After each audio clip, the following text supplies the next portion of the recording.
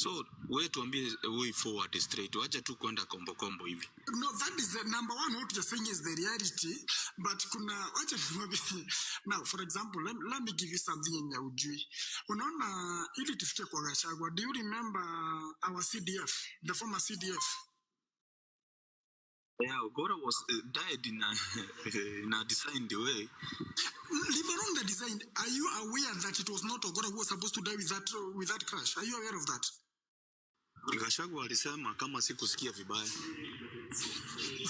Okay, so then nimekuambia, okay, let me give you the here issue ni moja hapa, my brothers and my sisters. This is Kenya, this is our country.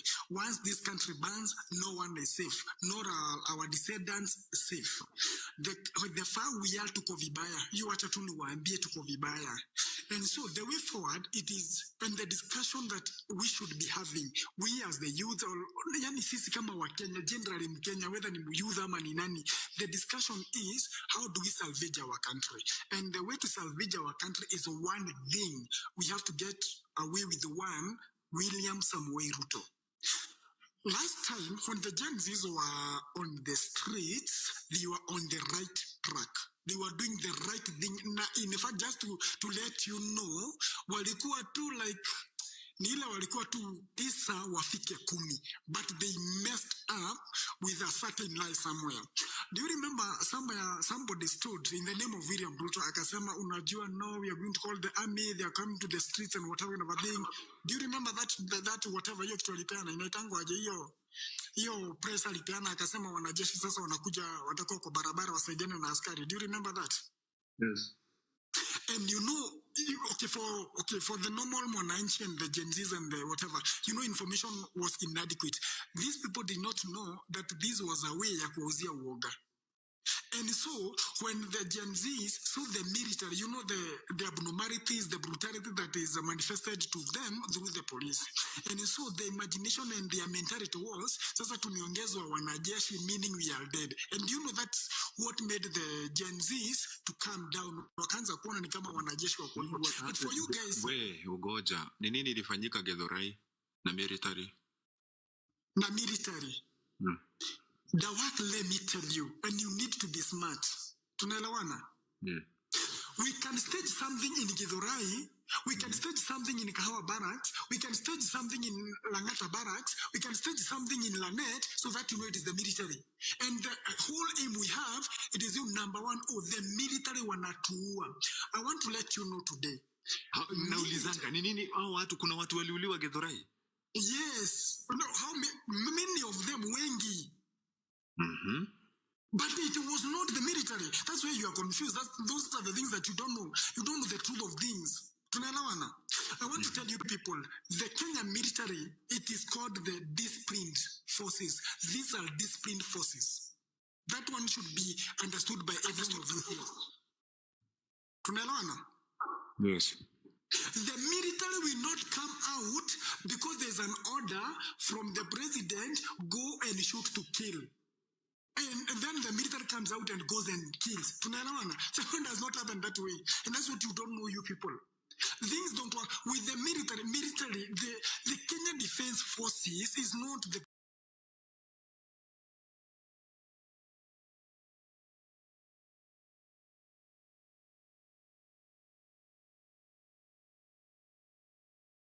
or something like that.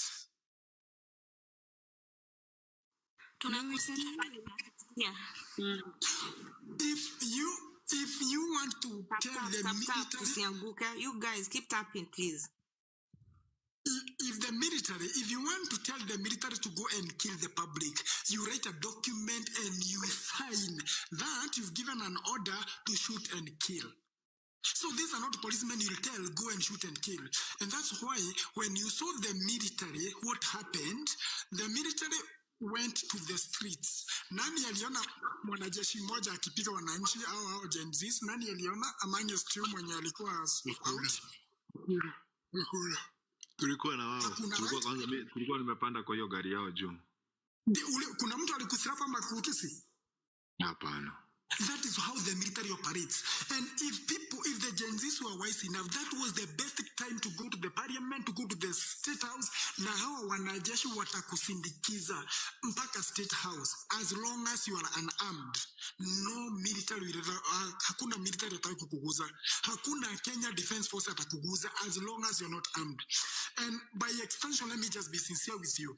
If the Gen Zs were to go with the military up to the state house, the RDU, there is squad, the ones you call the Reke squad, the GSUs you find at the state house, they will not even try, even imagining, even attempt to shoot or to act on the public. With the presence of the military, the GSU doesn't work. The RDU will not work. They do not work. And so, as long as this public was not armed, they would have gone to the state house, to the parliament, to everywhere with the guard of the military, and no one would have used them. But now you see, I want you to see the camouflaging of the whole, the choreographing of this. That now the Gen Z sees the military in the road and this, tunaenda kuwawa, and so we have to back off. And this was the trick that he used, and we fell into the trap. And that's why we never succeeded. And so, the far imefika saizi, tell the Gen Zs to get out. He has killer squads to go and kill these Gen Zs. But let me tell you one thing. With the presence of the military, no police officer can try to shoot a civilian. And I think you people have been in social media. Mumeona some of them, muliona mwenye alifa wale askari. I think they were from huku chini. The Mombasa whatever.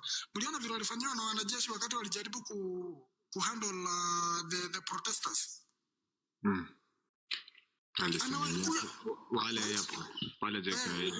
Uliona aje? What did you see? Tell them.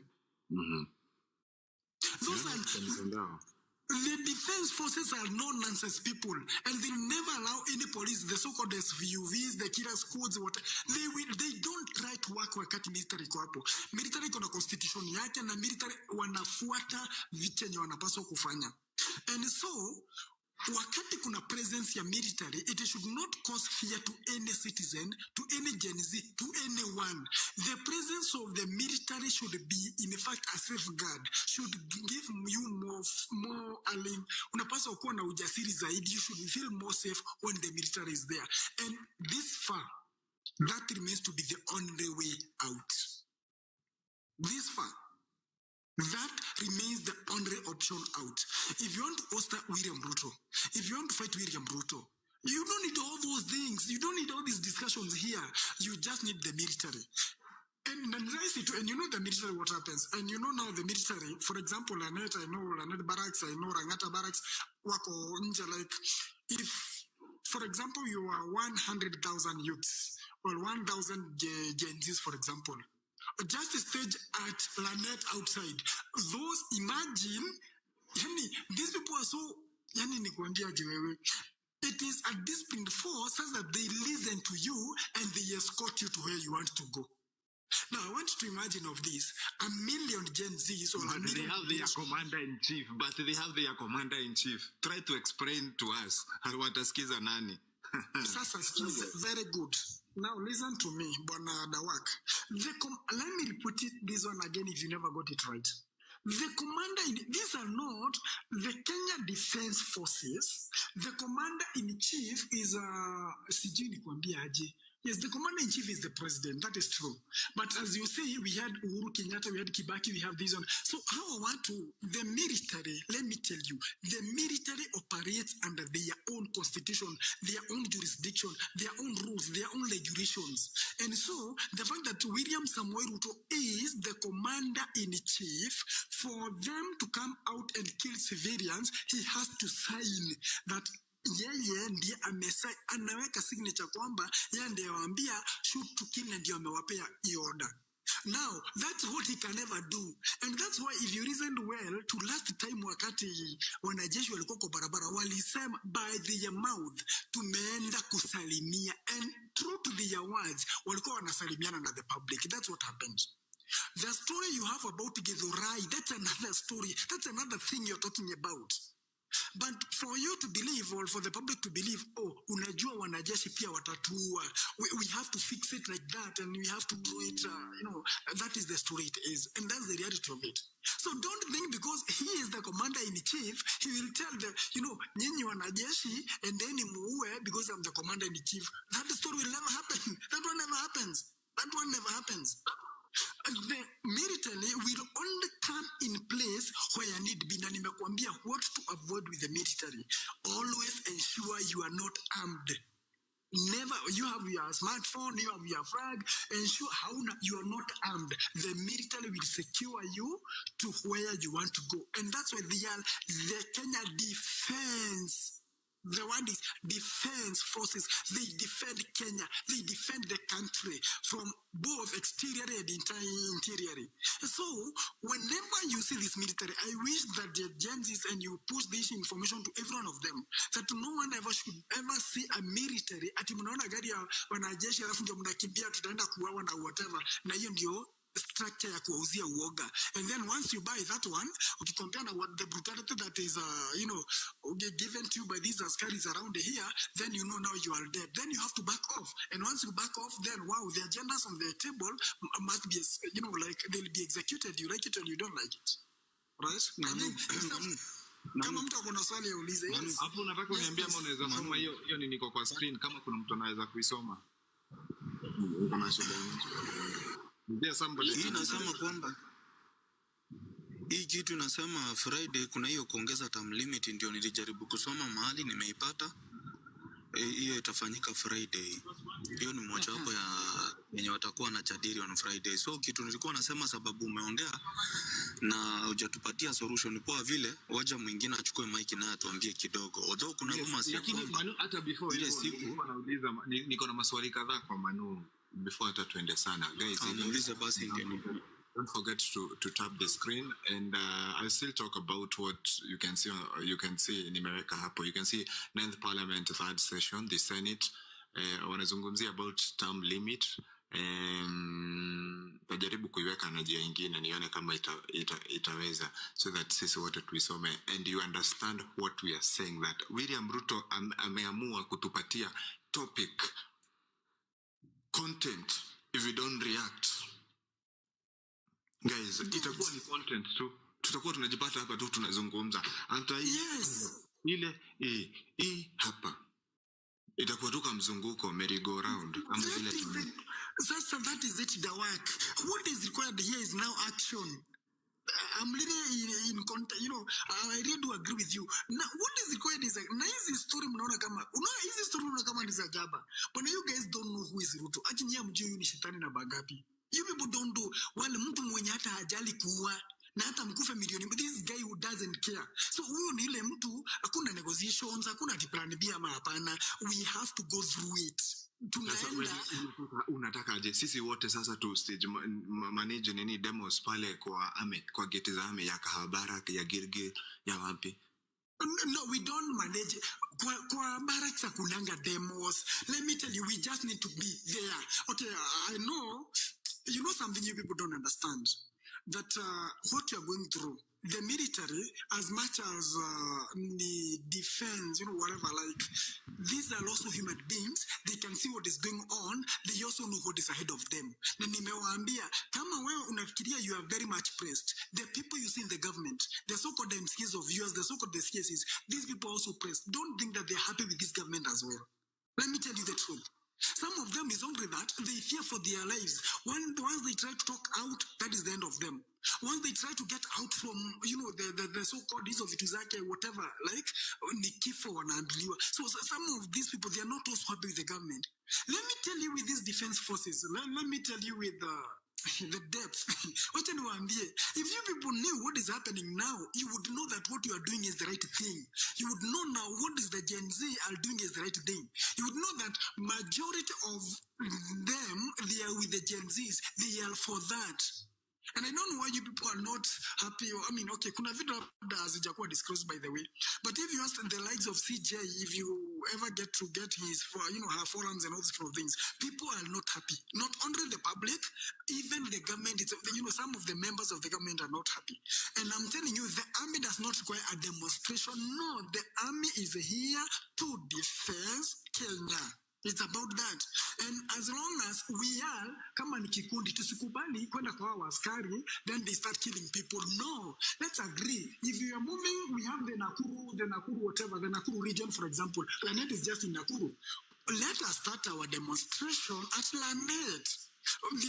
And how wanajeshi watawasindikiza mpaka State House Nakuru. If you're talking about the Thika one of the Nairobi, you have the Kahawa barracks, you have the, we have the Rangata barracks and all that. If you're talking about the side business, it's Nyandarua or whatever, we have the whatever, is it the Gilgil barracks and all that. That's what we are saying. A very simple thing.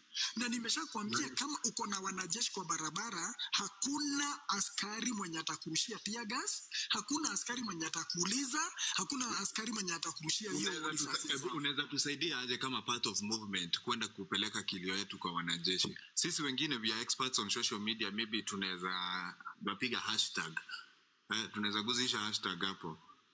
Sisi wengine na wale wengine wanyewezi access hashtag. Tufanye, hebu tuambie unaweza tusaidia aje sasa? Kama hiyo ndo idea tutaenda nayo tusikike, sisi ndio tutaambia watu tuitumie. Number one, wacha nikwambie, the one, he that speaks with you now is already there, is one of the, ni mmoja wa hao, yani when unaongea naye saa hizi, is already in that movement. As far as you're in the government and all those kind of things, but already. And when you should know that it is from a very credible source that you're getting this information. When I tell you, when we have the public in our gates, the first thing we are out with them and you are escorting them to where they are going. I mean, you need to use wisdom to understand the words that comes from the mouth of he that speaks with you right now. This is from very credible information, I'm telling you. It's a very credible source, I'm telling you. And Mesha Kwambia, don't think that because we have these uniforms, we are very happy with this government, we are very close to this government, we like what they are doing. Excuse me, I want to ask you, Dawak, do you think because I am in the government, when I go to hospital, I'm exempted? Alafu mimi he or she, whatever thing you think I'm an exemptioner? You think my mother, when anaenda kwa hospitali, my brother, my sister, you think they're exempted because I'm in the government? Excuse me. We need to understand each other here. And that we are tired. It's not about you and the public. Everyone is tired with this thing. And the earlier we act, the better. You think today it is with the public, tomorrow it is with us. Let me tell you. Mimi mamangu akienda hiyo hospitali ya lipi, I have to pay. My cousin, my wife, and so on and so forth. And so this is a thing that we are in it all together. All of us are in it. And so, and this advice you'll also get it from other platforms. When you are told the way is this, ensure you are unarmed, you don't have anything in your hands, ensure you stage before the barracks, you'll be escorted. And that is the only way you evade the police. Any question? Manu, kuna vitu mingi zenye umesema mingi, yeah. It's true. Nimesikia, I know about them. So, and you need to tell people that the army belongs to the people. The army does not belong to the president. Good. Even the defense forces, the army belongs to the people. When the people speak, the army listen. If the sword get lost, the army normally go back to the people. Manu, you have done a good job. At least we've been enlightened. Sorry for taking the mic from you, Maseno. Thank you for enlightening us. Pande yenyu ya majeshi and everything, the way you are giving us security. About Dawak, there's a bill that ulikuwa umeka hapo. And ni kuna place imeandikwa number 4, like term extension ya MPs. Yeah? There's a guy who was talking to who sells cars na anaongeleshanga au ma very famous MPs na ma CSs.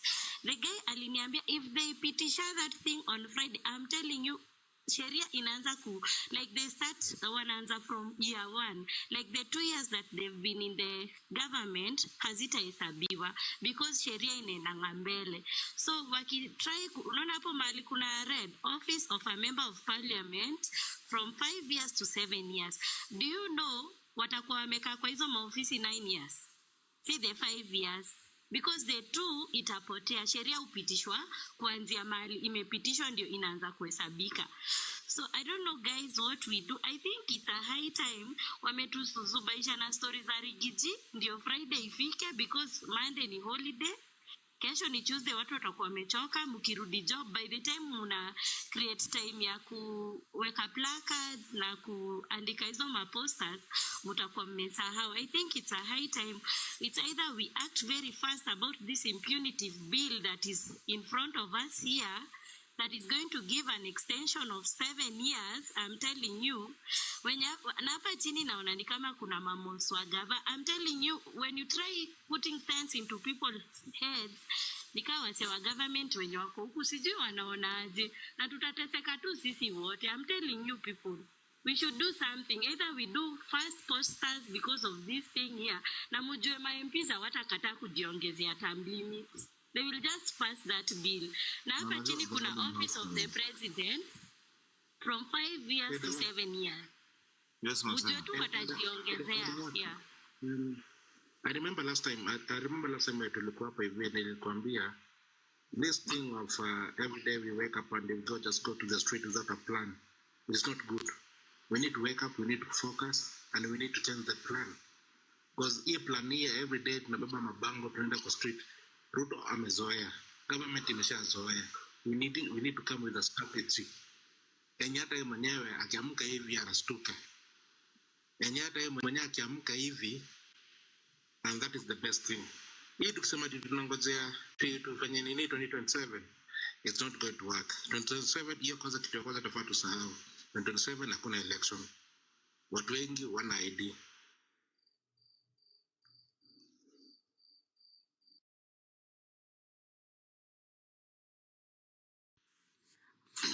So naona suggestion yangu ni I think if kama kuna wase walikuwa na to create hapa posters, waanze ku create hizo posters za kunini ku reject your bill 1 na 2 amend IEBC.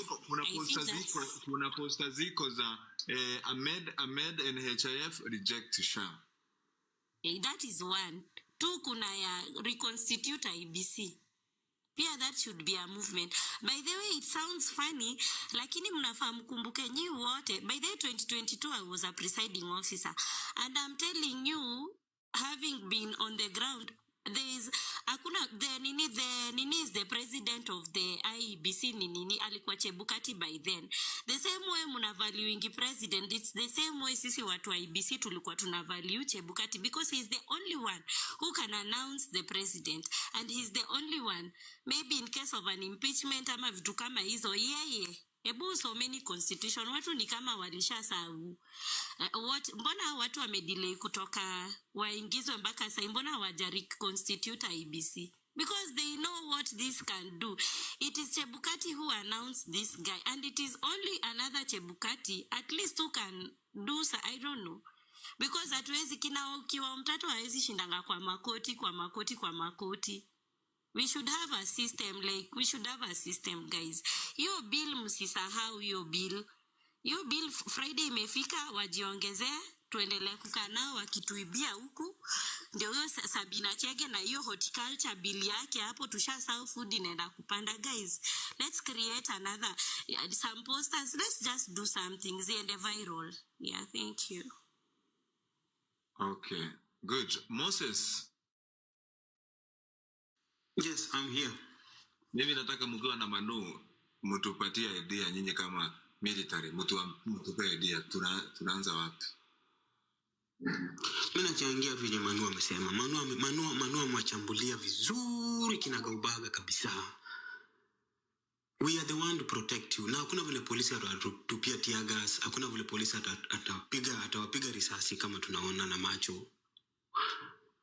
Tutawafikisha mpaka mahali mnaenda. Na hapo sasa ndo sisi ndo tutaingilia kati. Unaona hapo sasa? Ndo tukiona chenye nachamka tu hivi, we take over 100%. Kama unakumbuka ile wakati ya finance bill, ilikuwa msonge tu, amunge backup, hiyo serikali tungechukua hiyo wakati.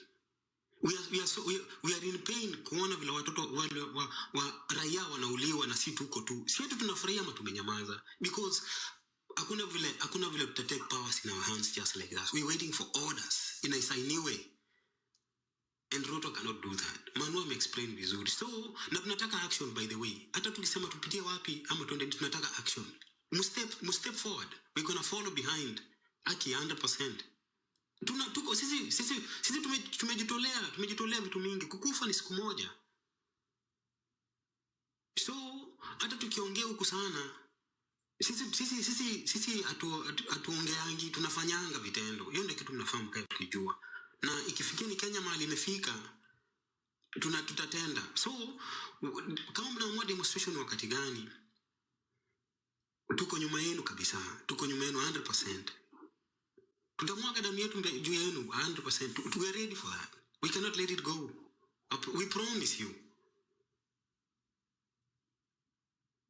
Na mimi nimeachia tu hapo. Juu hasira niko nayo. Niliwaambianga hasira yangu ni ya kuua mtu, si ya kucheka. Manu, mimi niko na maswali. Mimi ningependa kuuliza why can't the military join us when we go for another maandamano? Kwani mnangoja watu wakufe sana ndio sasa nyinyi muamue kutu rescue? Why can't you guys just talk within each other na mtu join na tumalize hii mambo mara moja once and for all? Ameshapata na idea. The idea yenye ilikuwa very simple. There's no how wanaweza toka tu kwa barracks wakule tu kwa street like that hapana. Ni sisi tunapata tu kwa call out. If we call out on them, they're going to support us. If we kama sisi tuende kwa call out, they're not going to move out from the barracks.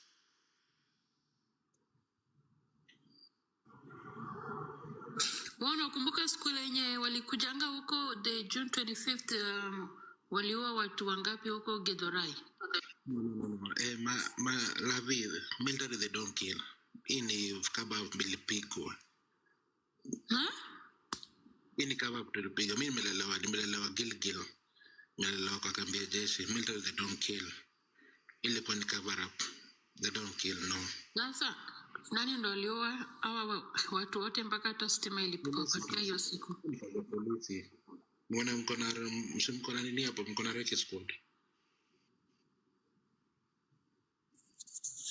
We need to talk about solutions now. We know there's too many problems to just name a few. Now we should just talk about the way moving forward. Mimi naona Friday na huyu jamaa hao watu wa parliament wakishapitisha 5 years to 7, wallahi bila hakuna nchi hapa tena. Hapa sasa ni slaves, that's it. We're going to be foreigners and that's it. Lavi, the solution imeshatolewa vizuri. Ni sisi tujipange. Ni sisi tutafute siku. Tuseme from this day. Acha tukae kwa streets. But there's a way tunaweza panga hizi vitu ya behind the scenes hapa kwa platform. Mimi niko na suggestion. Juu hapa tuko na juu kuna watu wako hapa pia ni traitors. Mimi guys niko na suggestion guys. Unaona watu wote wenye wamekuwa kijifront kama leaders wa hizi movement zetu. Waenda watu wafungie mahali pamoja, watoke kama wametupea date. Exactly. As long as mtu akona influence, ikuwe ni influencer, ikuwe ni nani. Yeah. Ni ukweli. Watupea date.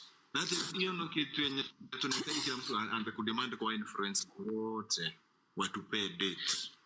Tunataka tu date peke yake. Mimi naona hapa pia kwa tumetoka tutakuwa tukiongea mwaka mzima.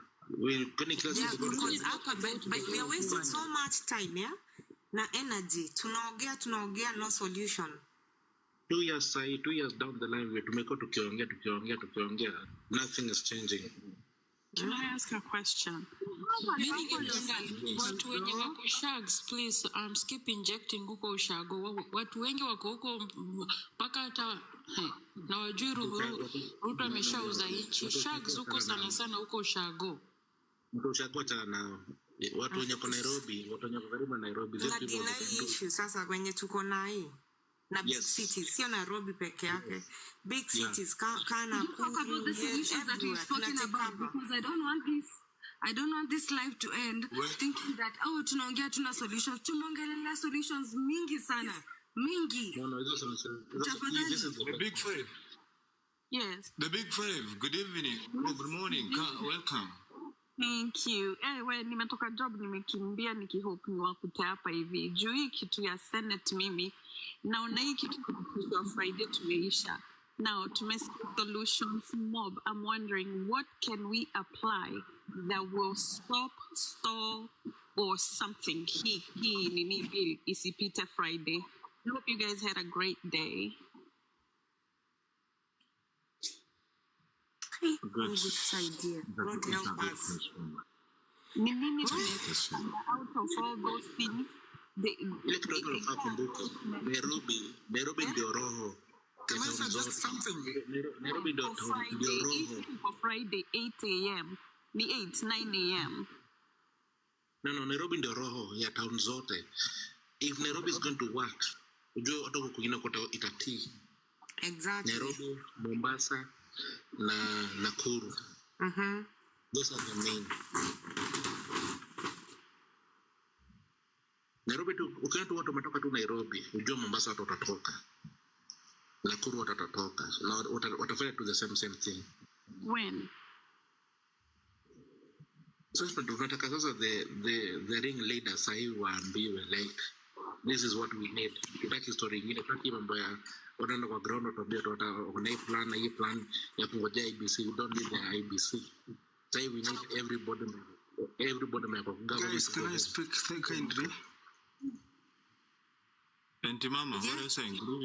Yeah, I'm saying like this. Manu has given us the way forward. Let us see whether people from Nairobi can go in Langata, in Gilgil, in Ka West, so that we can go there and come up with those militaries, so that they can assist us to go direct to where we can agree to go.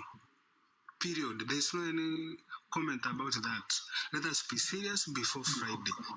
The way the work you have said, let us those who we can say that they can control us, go in a certain place, they decide their day and they come out. We feel these things in once and for all. Road to State House. Good. Chris, unasema nini?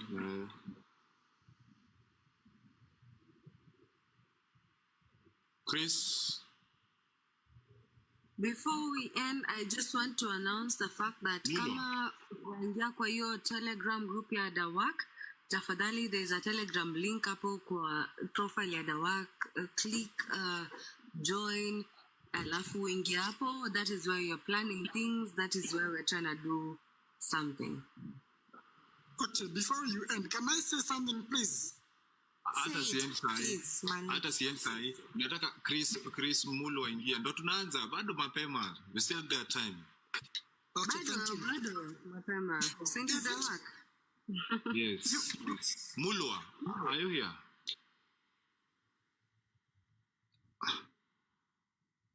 Chalale huyo. Okay. You guys who are tech ITs and all those kind of things and influencers and all that, how hard is it because between now and Friday is a very short time, yet a very long time, dependent on how you utilize it. You see, it can be a very long time. At the same time, it can be a very short time. It's upon us how you utilize it. How hard is it to convince a meeting? For example, we had the other day, we had the meeting on X, such that we will have over 1 million gathered together, and then we come up with one voice. How hard is it for us? That is number one. How hard or how simple is it? There's some level of unity. Do you agree that there's some level of unity for that to happen? Exactly. Can I tell you? Squeezy people don't fight for issues. They have their wanna fight for their personal reasons. Why movement? To call out 1 million people is very easy. Very, very easy. Now watatoka. Going as long as they know that the military is going to back them up, they are going to come out. How influencers mtu yote akona kitu, yani mtu yote anaweza influence chochote. Kwa nini sasa hivi before tufikirie kila kitu tusimwende atusaidie watusaidie. My question is, yeah, how sure are we ni military watatu back up? Hata kama tutajaribu, unajua tutajaribu, unajua hiyo ni kitu yenye Wakenya hamjaijaribu. Kwenda kutenda hapo kwa geta mzee. Natakwambia noni ukirudi under the constitution, the military belong to the people. Unaonanga ile sword yenye president upatiwa anakuwa CNC, inamaanisha power iko kwake, by the people amepatiwa as a control the military, but the military belong to the people on the ground. If they work to the military, bado wanapatiwa, bado kuna ile power. Kama the same way we went to the parliament tukachukua the ile nini tulichukua from the parliament. So the power belongs to the people. Even when they approach any barracks, they can get help. Okay. Maseno in Manu, having said that, is there a guarantee that tukishow up hapo, how wenyewe wataelewa that they are supposed to work with us and for us? Because that's my question too, yeah, and my worry.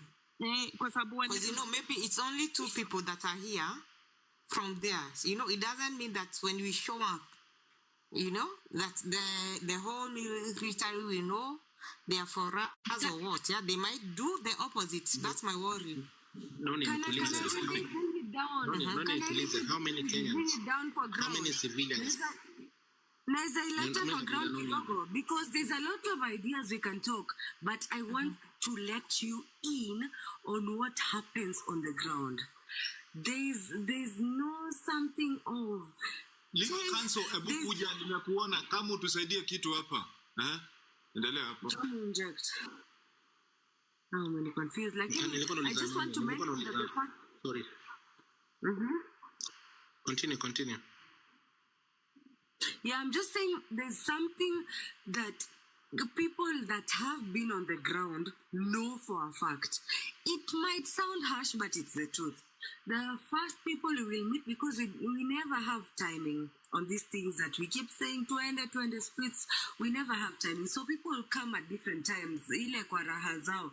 Maybe I went very early huko Uhuru Park. Kuna hora niliona za watu zenye. There's something about timing ya kwa ground. There's something about the abductors you will interact with. Do you know you have to lie? Like, I'm sorry, Kenyans, but I've had to hide my bendera. How walikuanga abductors? Awalai walikuanga. You have to speak to abductors. Have you ever spoken to abductors? Have you ever looked at the nozzle of a gun? Have you ever been in that situation before you say things zenye watu wanafaa wafanye hivi kwa ground? Have you ever actually been on the ground for you to understand what you're talking about? There's something that we need to talk about, that wache kuongelelea the flowery things. There's something that happens on the ground. Hey, nyinyi hamjui. Okay, I need to tell you something. Uliona our military work in the Congo. Did they waliona wakishoot civilian? Wakiwa Congo. For what it's worth, I am for the military takeover. There's nothing that can be worse than Ruto. I can promise you. No. Nauliza wakati our military went to Congo, did you saw them killing civilians? They did not. They marched with them. Now they were together. Yes. Angalia document utaona. Every time. Wanajeshi wana adabu, that's one thing I know. Yes. That's one you don't get, yeah. But before now we get and meet them. Rebels. Unaona rebels, they need to leave the land for the civilians. They need to move away. Kuna many facts. Angalia Namibia wakati KDF ilisaidia Namibia kupata independent. Did they kill civilians? No. Waliwasaidia, they worked with them. Angalia South Sudan, the same thing. Are you trying to say that there is a chance where the KDF can be on our side? No. The KDF belong to the Kenyan people. They belong to the Kenyan. But I'm asking, the mandate is to protect in chief. Who are they going to listen? Wakenya ama commander-in-chief? Also, that's my worry. Because, tuko na watu wawili tu hapa, or maybe two that are supporting or telling us what to do. What if then now we appear there as 1 million, maybe 2 or 5,000 Kenyans? Commander aseme the opposite. Yes. But unajua nini, takeover mingi zimehappen na military. I think by the way hiyo si kitu mbaya sana. Wametudanganya ati hiyo ni kitu mbaya kabisa. It is the worst thing. Ati hiyo polisi wakichukua kutakuwa kubaya. Hebu niambie kutakuwa kubaya aje? Jeshi hata mmoja tu atuongoze, why not? And then they might just be 2 people, but they're people with internal intel. Like they have the intel, they have the experience, they've seen how these things work, they know what they're told when they're in there. And then unajua kuna risk kubwa sana yao kuwa kwa hii platform. There could be moles here na wanawasikiza. I mean, voice identification ni kitu rahisi sana. For them to risk that much, waingie kwa hii platform, waanze kutuambia how we can do it, au ni watu wamejitolea. So maybe we need to send them back. Kesho watuangalilie what exactly we need to do, then watuambie, and as guys we be ready, whether it's in resources, mobilization, na pia gathering these people, kama ni through social media now, influencers, ama hata tutafute. My friends, there's a group of IT guys, Apple Campo, like 30 of them. We can get them, and then we get a common message. We blast huko. But la kushinda hata tumesema story ya flyer, wacha itembee na social media. Si lazima tuende kubembeleza nini ati hawa influencers. We can actually put it online, fund it, na iende ikiendanga. Then sasa ikuwe ni tunakutana mahali. Vitu zinaitwa bank SMS, WhatsApp campaign. Exactly. Alafu usijui kama tuko na hiyo kitu inaitwa WhatsApp campaign. Kama hiyo posta yenye nani anauliza, Queen alikuwa anauliza, WhatsApp campaign you can send more than 20,000 hizo posters itago kwa WhatsApp za watu. By the way, ndio hivyo. Alafu hata kuna kuna hizi short code zilikuwa zimetumiwa for campaign last season. Unaweza kuona jua 1 or 2 people ambao tunaweza tumia platform zao. Mimi najua constituents kama 3 hivi naweza blast hiyo kitu speedy sana. Hata si wenyewe platforms zetu sio mbaya. Some of us tuko na like 5 TikTok accounts. Wengine tuko na Facebook, si ni mablogger wakubwa, but search ni ya maji because you never know who's watching. We can do it on our own, by the way. Na pia tusisahau, let's discuss now. Tukumbuke Friday. Tukumbuke on Friday ya. Hauonangi sisi tunachopanga. Si atuogopi. On Friday, and as we are speaking, on Friday we should even start creating. Some of us are graphic designers, by the way, tumejifundisha tu, though. Yeah, like we can do the campaign. I want to ask you, have you clicked on the Dawak profile, your Telegram group? Are you there? Yes, but kuna zenye tumeongelea hapa ambazo haziko. Haziko inaanzanga from somewhere. It always starts from somewhere. Yeah, so like kwa your group tafadhali. Now everyone that is like-minded, abu ingia kwa your group, everyone that is willing to do something. Everyone that is willing to do something, go to the Wax profile, click on the link, Telegram. And speaking of the same, tunasema tunachukua hizo maposta, si tuzipost tu kwa TikTok accounts zetu, because you see umoja ni nguvu, utengamano ni dhaifu. Some of us are even scared of just posting like amend NHIF or reject shift, and it's affecting our health. Wengine wanasema tu hapa like we have so many keyboard warriors na hawezi hata weka tu kwa nini yao, like hata tu kurepost kama unaogopa, just repost from someone's account, ita go viral. At least by that you would have done something than tunaongea tuna keyboard warrior hapa and nothing seems to be happening. We are saying those posters are viral. Na sioni, imagine nimeingia kwa accounts like ya kila mtu hapa, sioni hizo posters. And I'm wondering, like, we are saying this, but we are not even going as far as Queen. Anasema ziko kwa group ya Telegram. Okay. Yes. So, like, unaona kama hiyo jenzi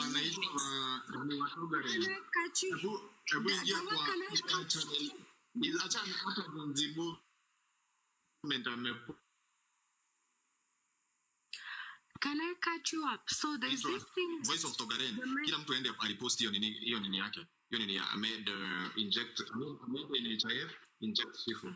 Yes hapo. Nani amepost kwa group yake? Nani amepost kwa account yake? There's a very serious agenda that is happening. There's a very serious agenda that is happening ya posters. Tunataka kuflood all counties with posters. Wanamka the day before bunge wanapata hivi stop Adani everywhere. I am personally I'm focused on that. Kidogo guys nilikuwa nimecheza ile speech ya Morara ya kuwa attacked na nimeona Shikuwa kwa hapa. Shikuwa hata nilikuwa nikutafute kesho nikutumia supu and you are here. Ulikuwa kati ya watu wenye walikuwa attacked. Welcome Shikuwa, karibu sana. Thank you so much. Mko aje? Hope mko poa. Tuko poa mami. Sisi tumeona kivumbi. Acha nikwambie, let me tell you guys, we need to fight for our country. If we don't do it, Ruto will kill us all. Me, I was the one who was driving that car, hiyo ya black KDP. Na hii gari ya inject ilipata pancha. Tuliona tumezingirwa, tuliona tumefungiwa na watu wa pikipiki from side ya juu yenye tulikuwa tunaturn. So we had to reverse, tupitie side ya chini.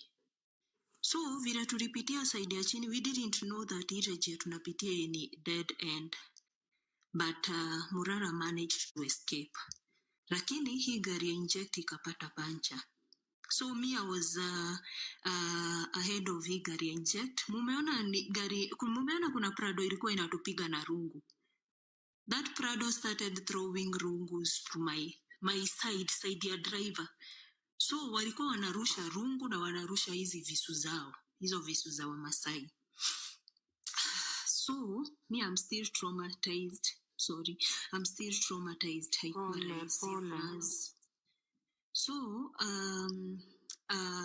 I felt like haitakuwa good idea nikiacha walikuwa boys wamejaa kwa hiyo gari ya inject. So I decided vile niliona gari imekuwa slowed down, hawawezi kuenda sana, I decided to turn. So unaona niko speed ya 120 140, I decided to make a U-turn. Niende nikutane na hawa watu head on. Do at least our guys were manage kutoroka. But now vile hii gari ya inject ilinipita, nikaona ina move, decide tena ni make a U-turn, niingie sasa nikuwe nimefungia ile what we call it, hiyo Prado ya hao watu niifungie. So tulikuwa tunafukuzwa na KCJ na KDH, they were two vehicles. So KDH ikanipita ikaenda mbele. So nikashindwa sasa, what do I do next? So vile nilijaribu na reverse ndio nifungie hiyo gari ya nyuma, ndio wale watu walinirushia visu sana. Na sikuwa na option, hiyo gari yao nayo ikanisukuma nikaingia kwa ditch. So kujaribu kutokea, wale already walikuwa washashuka na wameanza kututandika. So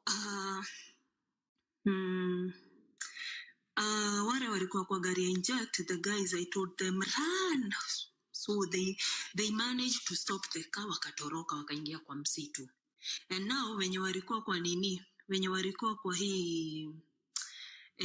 hii gari yangu, they managed to escape. Now this Kagai, this Muture, ni yeye tulikuwa tumefuatana na yeye, mimi niko mbele yake nimekimbia na yeye ako nyuma yangu. So vile walifungua ile gari, walifungua kama point na panga. Unaona hii side ya kukata. Hii side ya kukata ndio walifungua kama huyo mmoja alikuwa anataka kunikata. But vile alipata ni mwanamke akarudisha panga chini akapiga mdomo. That means wale wanaume walikuwa, I had security guards wa Morara with me. Wali manage kutoroka.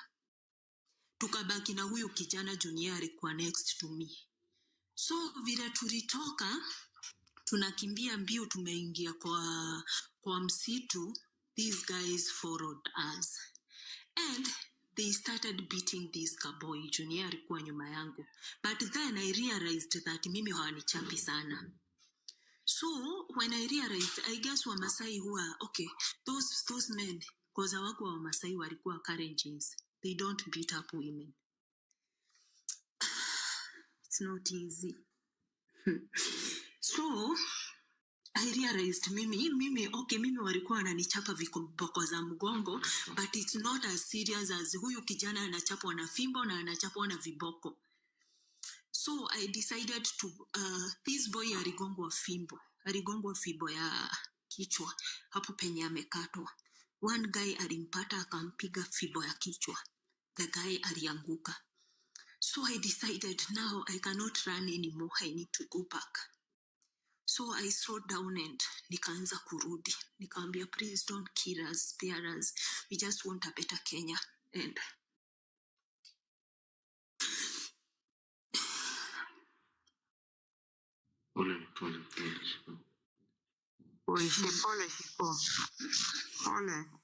Pole mami, pole, usilie. waliturudisha kwa barabara. So hapo penye hiyo gari imepakiwa, hapo penye mnaona hii gari KDP imesimama, waliturudisha hapo kwa hiyo barabara. And they started beating us up. So they were telling us, ambieni Morara tumewashika na tunataka kuwaua, arudi hapa. So that guy told them that mimi nimekuja tu research and nothing more. And now they started telling this boy that wewe ukifuata Morara kwani haukuwa na akili, tunataka kuwachomea kwa hii gari ndio mkuwe funzo kwa wengine. You can imagine there were like 7 to 10 guys. Walikuwa wanaume karibu 10. So they started concentrating so much on this boy. And I pleaded with them, nikamwambia, do whatever you want to do with me. But this boy is yet to reproduce. At least mpeni tu opportunity aende, atibiwe hospitali, at least. And they told me, toa hizo manguo we mwanamke. Toa hizo manguo, tunataka ukue funzo kwa wengine. And I told them, ninatoa. Wachaneni na huyu kijana. Oneni already anatoa damu. We just want to save him. Let us allow him to live. Just forgive us and we'll never do it again. And that is how one Masai guy came. Juu nilipiga nduru. So vile alikuja, akawauliza what is happening. Ikakuwa hao watu wa hiyo area wameambiwa eti tulikuwa wezi wa kuimba madawa kwa hospitali. Na ndio maana tumeshikwa. So, at least this one Masai guy told me that, please tell me what is happening so that I'm able to help you. You can see I was wearing an inject t-shirt. So I showed him that t-shirt and I told him, as we are with Morara Kebaso, and this is, maybe you have seen this t-shirt somewhere, and we just came here because we want a better Kenya. And now these Mzee started protecting us. He started telling these guys, they were all Kalenjins. He started telling them, please let them be. And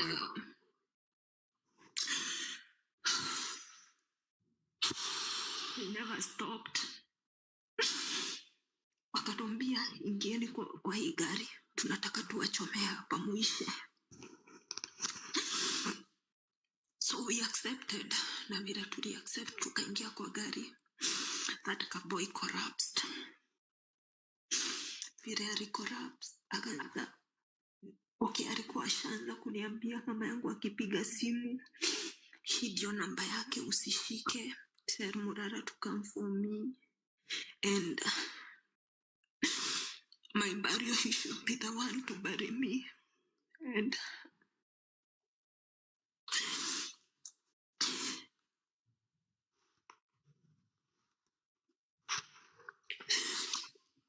Shiko usilie sana. Wanaweza angusha live. Please, Alafu pia, no. I want to hold Chico's hand. Please continue. Naelewa ya. Una mute kidogo ukisikia uko emotional. Kwanza drop. Kwanza drop utakaa. Una mute mami. We feel you baby girl ya. And I want to take this opportunity to talk to people wenye wanaongeanga about to end the streets. I want to really make you sensitized enough. Ukisikia watu wanasema tubebe bunduki, and I'm not I'm advocating for that. Lakini ukisikia watu wako radicalized, kuna vitu tumeona huko, kuna vitu zimefanyika huko, kuna kitu yenyewe. We love you, diaspora people, but the diaspora people are living in functional systems. You actually think that things are going to work out okay, because I think a lot of people that I've met in the spaces before Maandamano are usually diaspora people, and we love you, and we but please hear what is happening on the ground. Appreciate what is happening on the ground. Appreciate the fact when people say they're not peaceful. Appreciate that. Really, I left. The police presence was extreme. Like, mbona polisi wao wote walikuwa wametumwa hapo? I went very early. Mimi nayo, mkiniambia timing ni hii 6 a.m. You better not be there. Nani atakata? When I heard you when you were talking to Shiko, yeah, she's back. You were saying that the governor and alikuwa involved na hizi story. So, Shiko unanisikia? Yes, you are saying in your script that it is the governor wa Narok who was involved in all this shit. Si ni ukweli? Yeah.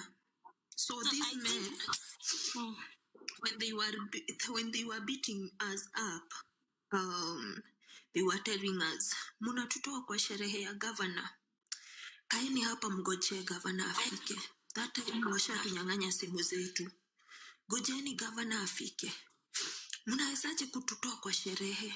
Governor anakuja saa hii. Na akifika hapa tunawachomea hapa live watu wakijionea. Ndio msiwahi fanya kitu kama hii tena. So, I'm on my knees and I'm begging them, because si eti wanasema hizi vitu kama hawatuchapi. Mimi wamenichapa mkono. I was even feeling like nimevunjika mkono, but kwenda hosi tukapata ni kutwist imetwist. So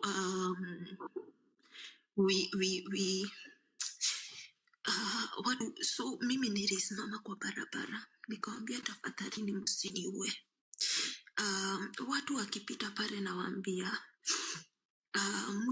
tafadhali tusaidieni, mwenzangu amefaint ako kwa gari ndani, tafadhali msiende, msitupite. Wale watu wana insist, wanasema hawa wamekuja kuiba madawa kwa nini yetu. Watu wamekuja kuiba madawa kwa hospitali yetu, mpaka wamefanya hospitali imefungwa. And I told them, tafadhalini endeni kwa nini ya Morara Kebaso, and you see we only exposed hiyo Narok Referral Hospital and nothing more. We didn't steal anything from the hospital. We only did Vampire Diaries. That is the only mistake we did. And we just want a better Kenya, nothing more. And now, kuna gari ya maziwa ilikuja ikasimama pale road. So, there was a Pro Box and 2 Pro Box and 2 Harriers.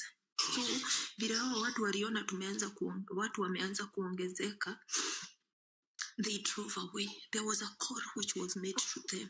Walipigiwa simu. Kupigiwa simu, they dropped our phones there and they left. wakaacha yule kijana akitoa damu. So vile walimwacha, I had no option than now to talk to one mzee. Juu sasa unaona ni sisi wawili, wale majamaa wengine wanatuona wanatoroka.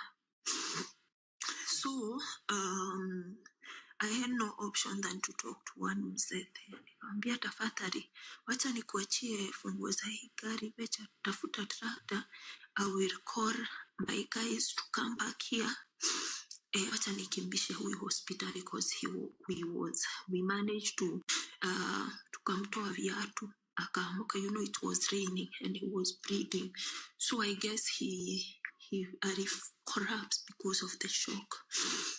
Nikaongea na yeye, vile aliamka nikamwambia please nitafutieni pikipiki nimpeleke hospitali. Wakaniambia tunarudi kwenye tulikuwa tumetoka. Nikamwambia no, is there anywhere else tunaweza enda apart from hiyo side tumetoka?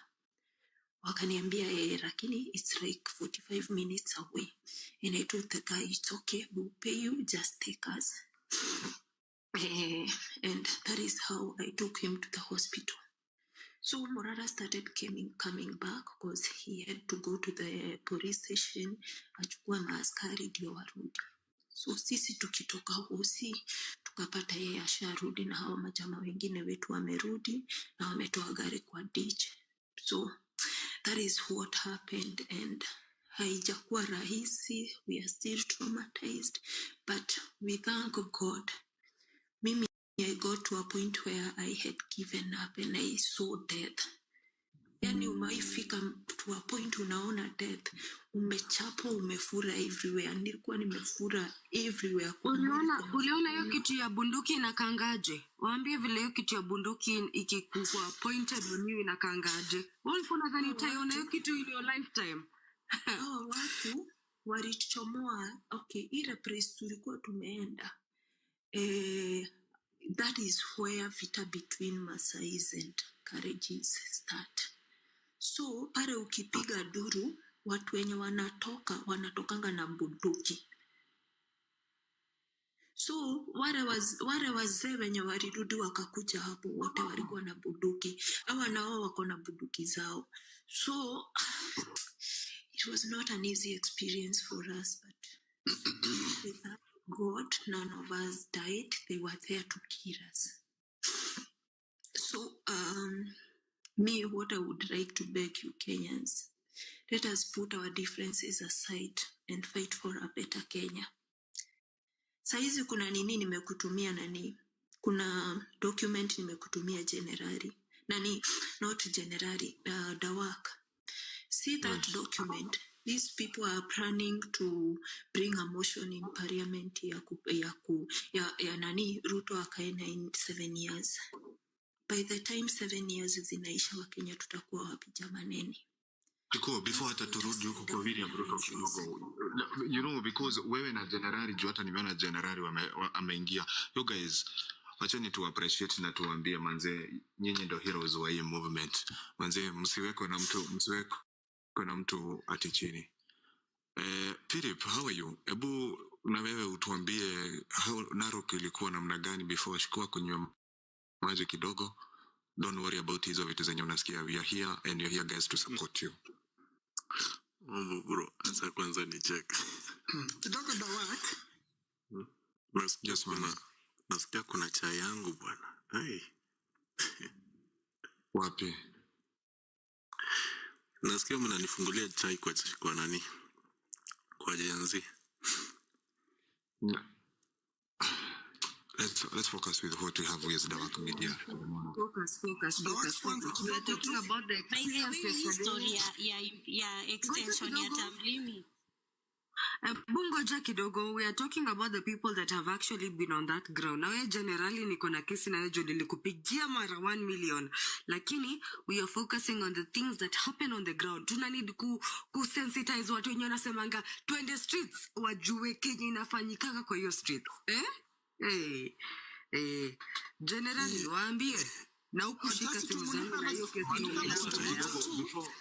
before general ingie, Manu alikuwa naomba protection. Nataka generali ukae vizuri, kiti vizuri, shika maji baridi, nataka utuambie kila kitu. Wacha kwanza Manu. Nataka nimeomba ruhusa kwa sababu naingia duty saa 12 already na naingia. That story from Shiko alone tells you the reason as to why the military is now behind you. That's why you see the military has already decided. That's the reason as to why. And I want to talk to Apples, to talk to Nonijet, whatever. I want to tell you people, you don't know what we are saying. And that's why I've told you that story. Na hiyo ni moja tu mtu mmoja amewaambia. We know much more deeper. You can tell the harrowing story that this girl has gone through. That's the reason as to why I've guided you accordingly. You be at the barracks, have placards just right there. Protect us from police. You too, you know how you communicate. You can have your wordings and whatever. Tulinde kutokana na askari. All askaris are killing us. Protect us from them. Just come with those placards and you just face the barracks with those placards. You are going to meet them. This is something that is organized, that is already on the ground. So that's why I'm giving you the way forward to go. And ensure you're not 100 people or 200 people. You are in your thousands. Now, nobody who is armed, if you are armed, have the Kenyan flag only. Let the placard read, protect us from police brutality. Protect us, police are killing us. I don't know how you put it. And then we will be there for you. It has been decided and so shall it be. Even if it akavyokuwa. Allow me to Thank you. Okay, good. Money, I look for you. We'll talk. Okay, guys. Shuko pole sana. You guys, Shuko is one of us. Na Generali. Au ndo walikuwa wameaccompany Morara hiyo trip ya Narok. General. Nikwambia hii jina general lazima utatandikwa. Wacha tu focus na mambo zetu za maana. Vita dogo kama hizo. Proceed, sir. To be honest, I'll not say more now because nimechoka vibaya and it's not easy, guys. It's so traumatizing. It's lucky that we alikuwa kwa ground.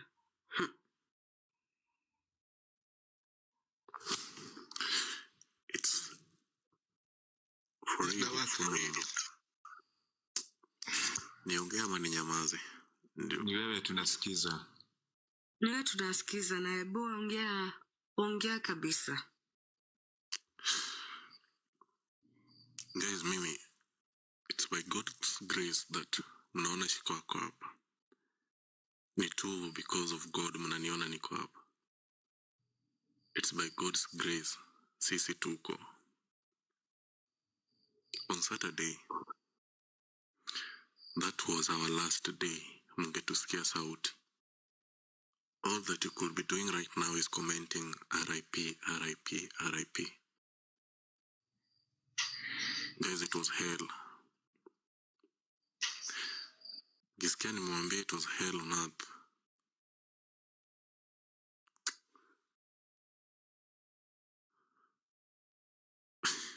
Waambie vile nozzle ya bunduki ukaanga. Hebu waambie vile nozzle ya bunduki ukaanga inakaanga. Hebu interject. Wacheni kuongea wakiongea. Wapeni time. Wacheni kuinterject. Give them time. Okay. Waeleze kidogo. Nataka to inject hapo kwenye. Tulia tu kidogo tu, please. Nimetulia.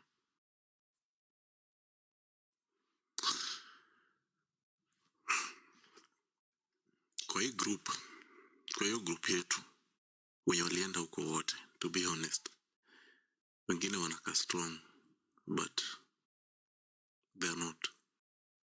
Hata me I'm not. After that thing, mimi Shiko really saved our lives. Hiyo nani nimemwambia. And this lady really deserves the respect. Shiko alitangari kuturudia sisi mahali kuna nini. Hata ingekuwa wengine maybe hawangerudi. Mimi niliona wameinua panga wanataka kuweka kwa shingo ya Shiko for the first time, nikapiga nduru kwa machungu. So it's so luckily that waliona she is a lady. Baby jamaa kashikwa na huruma.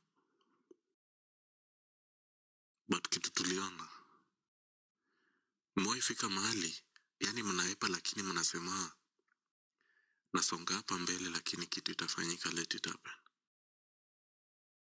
Mimi sikujua tutatoka live.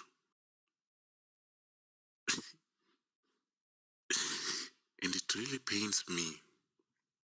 After all that, some people are even going to some WhatsApp group and saying that hizo vitu zilifanyika zilikuwa stage managed.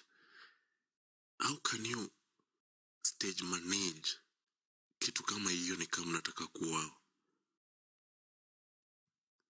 You guys have kwenye hata na utu, hata kama ni wivu mko nayo, surely. We never went there kuiba kitu ya mtu. We never went there kupigana na mtu. And after all that, mtu bado anakuja eti namwona hawa anapigwa kila siku. Kwani kupigwa mtu anaweza kuwa ready kupigwa?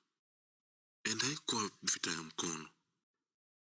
Visu, panga, marungu, mishale, bunduki,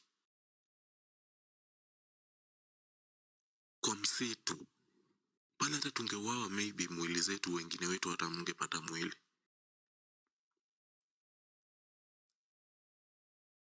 And then tukiwa hivi hii ndio wengine bado wanasema eti tutaenda mbele, muende mbele, muende mbele. Mbele gani?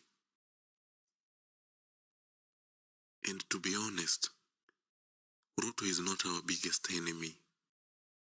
We ourselves, sisi ndio maadui ndani yetu. Sisi, in some of us, are even worse than that man. Kuna wakati mwingine tunafanga kuweka our differences kando. You have to imagine it was you ungefanyiwa hivyo.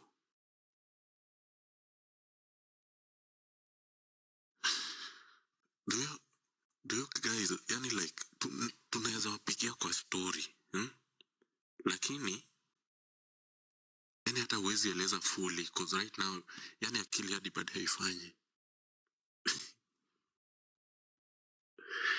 So luckily watu hawakuchoma magari. But me place tulifika tukasema acha tungoje kifo. Alafu some people are coming because something has happened. Wakina Philip karibu wawawe. Mnafungua live because mnangojanga tu vitu za kutrend, watafute nayo followers. Then they're coming and they're saying this, that. Guys, are we really serious? Okay.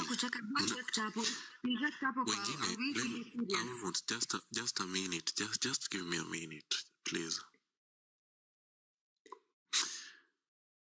Wengine hadi wamesema acha nitoe tu kitu kwa roho, that huyo Philip na huyo Morara hawakuwa movement ikianza. Tell me time gani sijakuwa kwa movement. Tell me how many times I've been there, how many times I've fought, how many times I've been injured by the police, how many times I've been hospitalized, how many times, and allow me to mention by the name. Tell me how many times Gen Z movement I've been there kwa barabara, amebeba flag, hata nini placard eti Ruto must go. Huyo jamaa anakujanga kwa barabara amevaa Crocs na socks and a mask and a cape na simu kurecord. Is a blogger like Tumbili. Gen Z ni kama wakina Tumbili, those bloggers. It doesn't mean now that ameweka hiyo jina ati Gen Z movement kwa platform yake, then is that nini? There is no impact that he has brought. And mimi acha sasa ndasema tu. Honeybee is always bitter 24/7, bitter. She'll say anything. Kazi yake ni kupiga kelele huko. Inject. We have apples just a minute, guy. Wala unajua pia bibi unadipandisha hapo kwenye come on, no, just... endelea. I'm cheering you on. I am a cheerleader of what you're saying. No, just listen.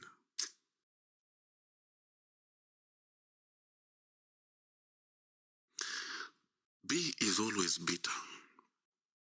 Making noise. Kwa TikTok, every platform. She will come and tell you that huyu ndio snitch. Huyu ndio mbaya. Huyu ndio mzuri. Okay. Huyu ndio mbaya, huyu ndio mzuri. Sindio? But let me ask you. Amefanya nini yenye naonekana kwa movement? Tell me. Just mention one thing that Anibi has done that has brought change kwa hiyo kitu mnasema movement. And in this country, it's not only the youth yenye tuko hapa iti sasa hiyo nini ya Gen Z. Tumebeba millennials, tumebeba wazee, tumebeba hadi X, Alpha. And this country belongs to them all. Now you can't just come saying that Gen Z. Let's be honest.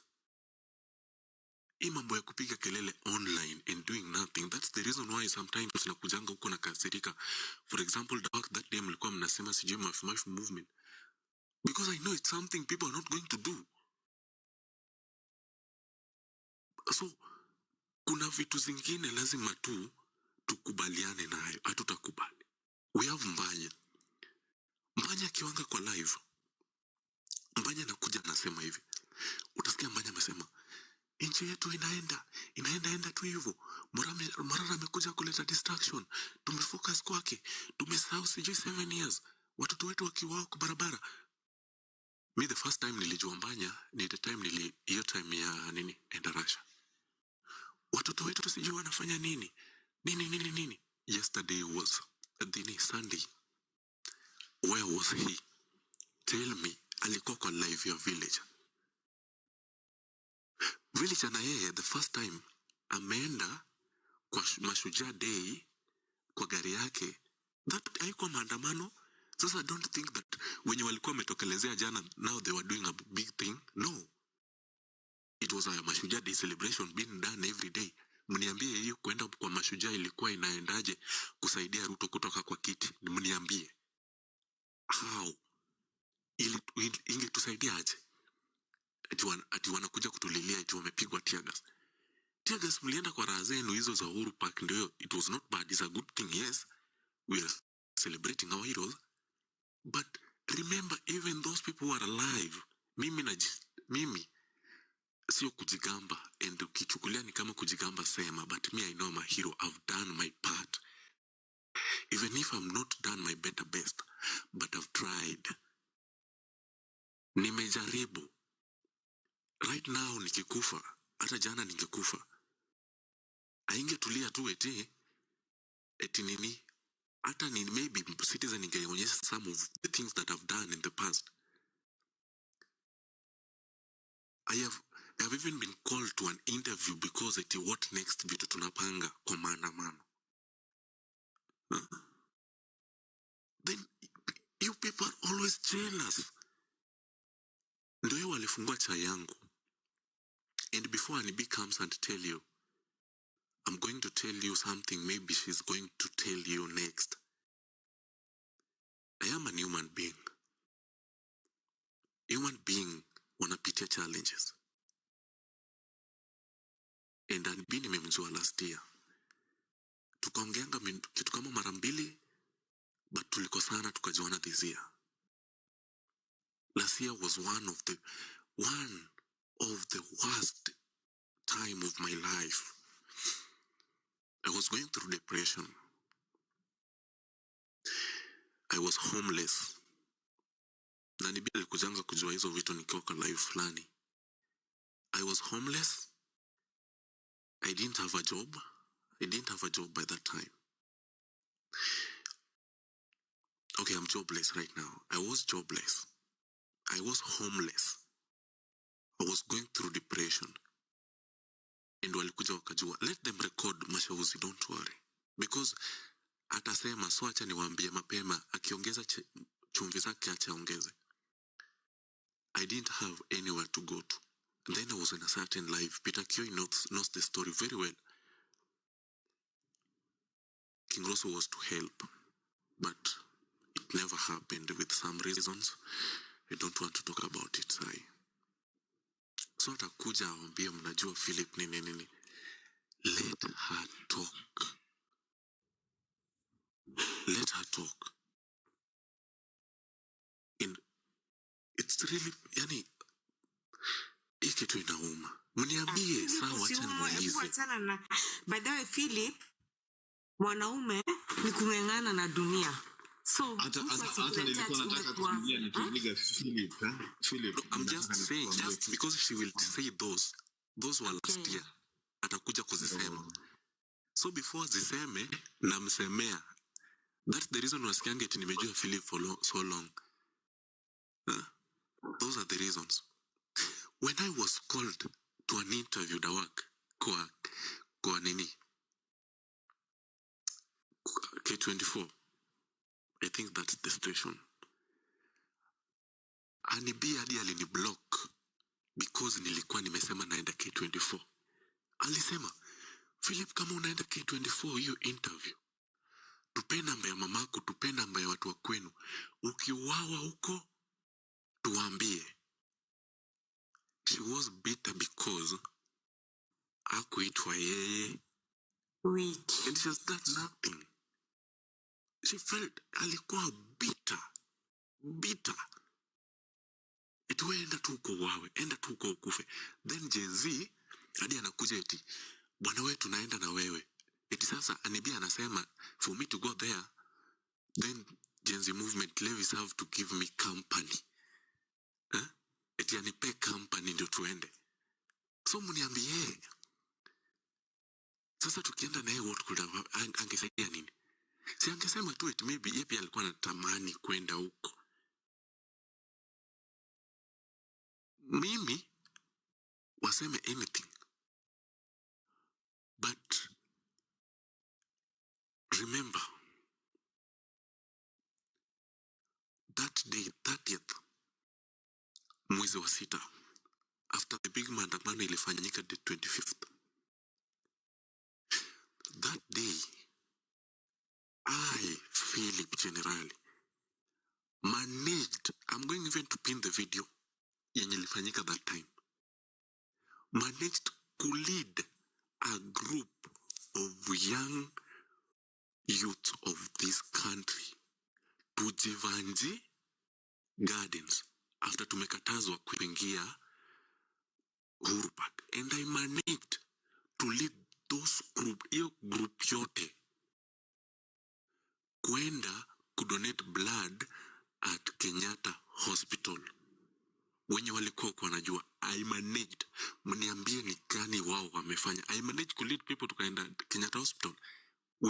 People went to donate blood after nimewatoa Jivanji. Yeah, I've done my part. If it is civic education, wanafanya. Mnaonanga hata video zingine nikiwa Jakaranda, mnaona zingine kama niko kwa gari. Mniambia civic education gani Gen Z mmeona amefunza watu mahali kama si hapa online kupiga kelele na wacha let me also support you somewhere. Acha tu nitoe kitu kwa roho tafadhali. Ongea basi. Ni wakati wako. Unajua hii ni Philip Generali anakiongea.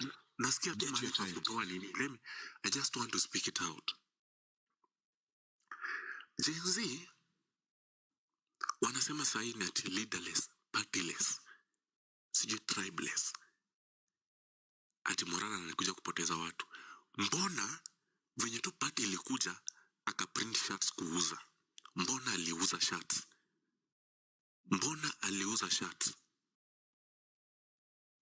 Mbona nauza? Na mbona na feel vibaya kama imetolewa kuuza shirts? If they are leaderless? Huh? Why are they feeling bad? There's some kind of nonsense and jealousy that won't take us anywhere. Let them troll me the way they want. Let them troll Shiko the way they want. Let them troll Morala the way they want. But let me tell you one thing today.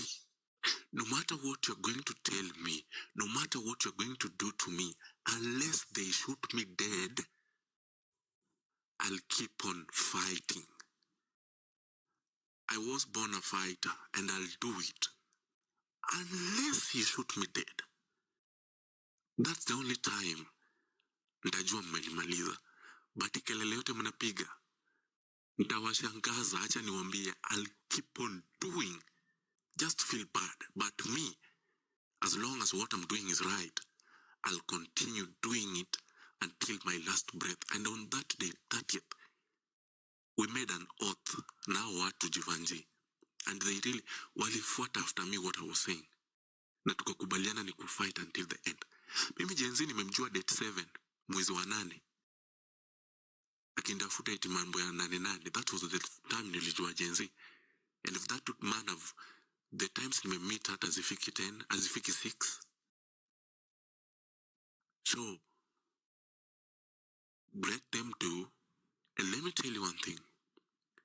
Not everybody who makes noise, not everybody mwenye anaongea nini are part of you.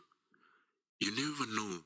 Maybe they are the ones wenye washalipwa kuharibu hizi vitu because wanajua hiyo platform yake ndio mnaendanga kukaa. Let us call a spade a spade. Na lazima tukubaliane, nikiwa mbaya, Philip akiwa mbaya mniambia niko mbaya. Lakini msidhani talking negative about me will make me shut up. Fuck you all. Fuck you. I won't stop. Shame on you kwanza. Do whatever you can. Kalia mkono ya katikati. But me, you're trying the wrong guy. There is nothing I've not seen in this world. And I might tell you that I'm a fighter. I am. I have overcome a lot. And whether you like it or not,